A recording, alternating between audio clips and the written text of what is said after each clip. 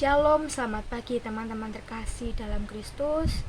Pada pagi hari ini, marilah kita panjatkan puji dan syukur kehadirat Tuhan karena masih diberi kesehatan untuk merenungkan sebagian daripada firman Tuhan. Sebelum memulai renungan firman pada hari ini, alangkah baiknya kita berdoa terlebih dahulu. Dalam nama Bapa, Putra, dan Roh Kudus. Amin.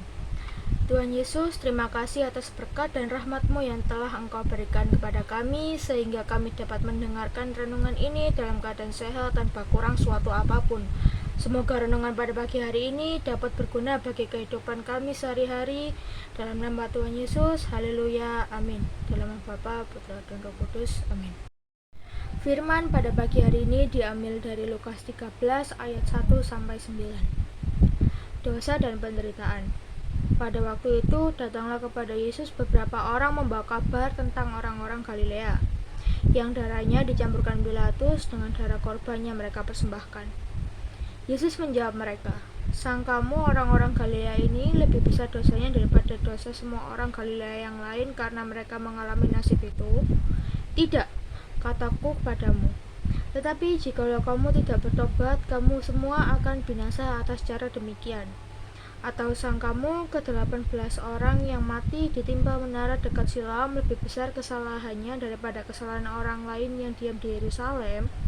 Tidak, kataku kepadamu. Tetapi jikalau kamu tidak bertobat, kamu semua akan binasa atas cara demikian."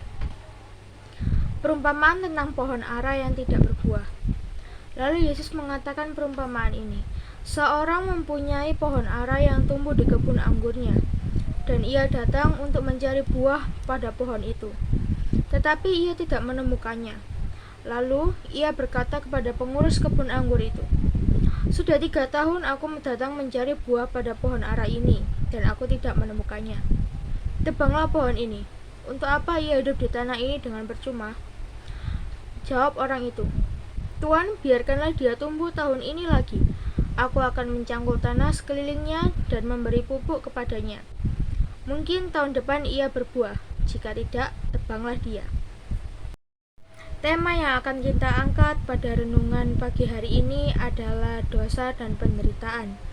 Teman-teman yang terkasih dalam Kristus, setiap manusia pasti pernah berbuat dosa, baik sengaja maupun tidak sengaja.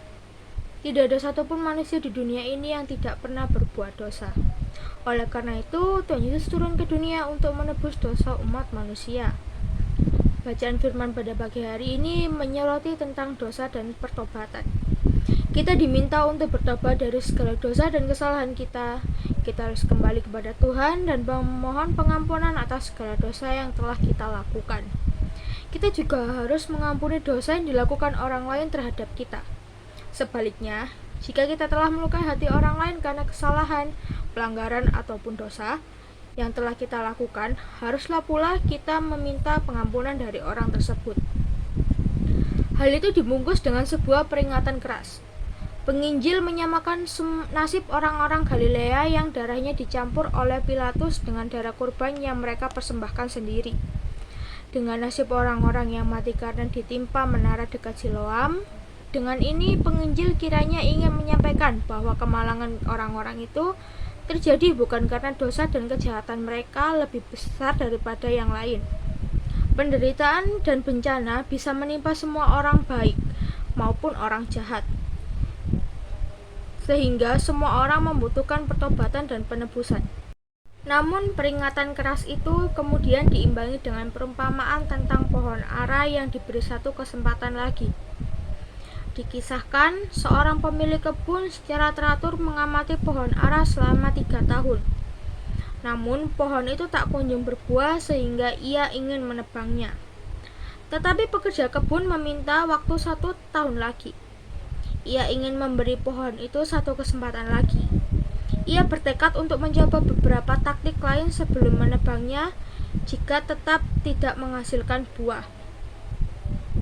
Melalui perumpamaan itu, Yesus menekankan bahwa kita perlu menghasilkan banyak buah sesuai dengan rahmat dan berkat yang telah kita terima. Ia menekankan pula tentang kesabaran dan belas kasih Allah yang menantikan kita menghasilkan buah yang baik dan berlimpah. Di sini Allah digambarkan sebagai seorang tukang kebun yang sabar, penuh harapan dan berbelas kasihan. Ia tidak akan langsung membuang kita jika kita tidak menghasilkan buah. Ia selalu dengan sabar memberi kita waktu untuk menghasilkan buah yang baik. Marilah kita akhiri renungan ini dengan doa penutup. Dalam nama Bapa, Putra, dan Roh Kudus. Amin. Terima kasih Tuhan karena Kau telah menyertai kami dari awal hingga akhir renungan. Semoga renungan tadi dapat bermanfaat bagi kami. Sebentar kami akan mengakhiri renungan ini, bimbing kami selalu dalam firman-Mu. Terima kasih Tuhan Yesus, haleluya, amin. Dalam nama Bapa, Putra, dan Roh Kudus, amin. Sekian renungan yang dapat saya sampaikan pada pagi hari ini. Semoga bermanfaat bagi kita semua dan selamat melanjutkan aktivitas yang lain. Tuhan Yesus memberkati.